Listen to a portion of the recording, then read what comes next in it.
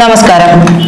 ദേശീയ വനിതാ commission ആവശ്യപ്പെട്ടിട്ടും Hema committee report നൽകാത്ത പിണറായി സർക്കാരിന്റെ ധാർഷ്ട്യം പിണറായി വിജയനെയും സർക്കാരിനെയും നിയമക്കുരുക്കിലാക്കും.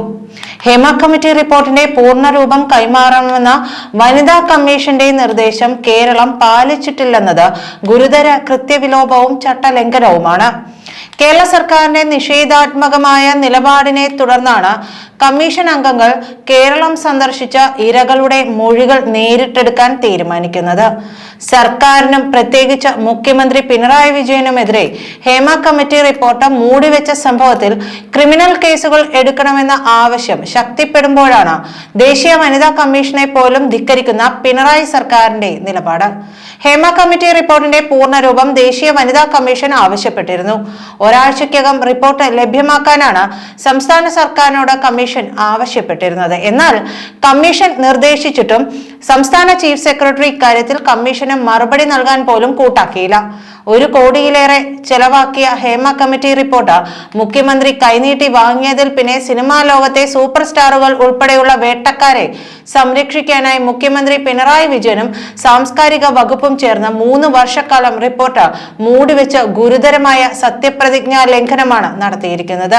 ഹേമ കമ്മിറ്റിയുമായി ബന്ധപ്പെട്ട വിഷയം വളരെ ഗൗരവമേറിയതാണ്. അതിനാലാണ് കേരളം സന്ദർശിച്ച് തുടർ നടപടികൾ സ്വീകരിക്കാൻ ആലോചിക്കുന്നതെന്നാണ് കമ്മീഷൻ അംഗം ഡെലീന കോങ്ഡപ്പ് ഒടുവിൽ പ്രതികരിക്കുന്നത്. ഹേമ കമ്മിറ്റിക്ക് പരാതി നൽകിയവരിൽ നിന്ന് ദേശീയ വനിതാ കമ്മീഷൻ മൊഴിയെടുക്കും. കമ്മിറ്റിക്ക് മുന്നിൽ ഹാജരാകാത്തവർക്കും കമ്മീഷന് പരാതി നൽകാമെന്നും കമ്മീഷൻ വൃത്തങ്ങൾ അറിയിച്ചിട്ടുണ്ട്. സിനിമാ മേഖലയിലെ സ്ത്രീകളുടെ ചൂഷണം സംബന്ധിച്ച ഹേമ കമ്മിറ്റി റിപ്പോർട്ടിൽ സംസ്ഥാന സർക്കാർ നടപടി സ്വീകരിക്കാത്തതിന് സംസ്ഥാന സർക്കാരിനെ ഹൈക്കോടതി രൂക്ഷമായി വിമർശിച്ചിരുന്നു. റിപ്പോർട്ട് ലഭിച്ച് 3 വർഷമായിട്ടും ഒരു നടപടിയും സർക്കാരിന്റെ ഭാഗത്തു നിന്നും ഉണ്ടാകാത്തത് ഞെട്ടിക്കുന്ന നടപടിയാണെന്ന് ഹൈക്കോടതി പറഞ്ഞിരുന്നു. 2021 റിപ്പോർട്ട് DGPക്ക് കൈമാറിയിരുന്നു.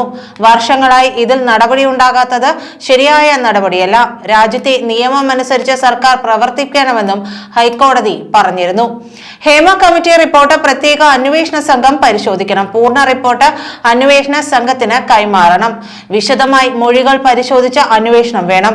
എന്തൊക്കെ നടപടികൾ സ്വീകരിച്ചുവെന്ന് അന്വേഷണ സംഘം റിപ്പോർട്ട് സമർപ്പിക്കണമെന്നും ഹൈക്കോടതി നിർദ്ദേശിക്കേണ്ട സാഹചര്യം പോലും ഉണ്ടായി. റിപ്പോർട്ടിൽ ബലാത്സംഗം, പോക്സോ കേസുകൾ രജിസ്റ്റർ ചെയ്യാനുള്ള വസ്തുതകളുണ്ട്. എന്നിട്ടും കേസെടുക്കാനുള്ള സാഹചര്യമില്ലെന്ന സർക്കാർ വാദം എന്തുകൊണ്ടാണെന്നും കോടതി ചോദിച്ചിരുന്നു. ഹേമ കമ്മിറ്റി റിപ്പോർട്ടുമായി ബന്ധപ്പെട്ട് ഹൈക്കോടതി രൂപീകരിച്ച പ്രത്യേക ബെഞ്ചാണ് അതിരൂക്ഷമായ വിമർശനം സർക്കാരിനെതിരെ ഉന്നയിക്കുന്നത്.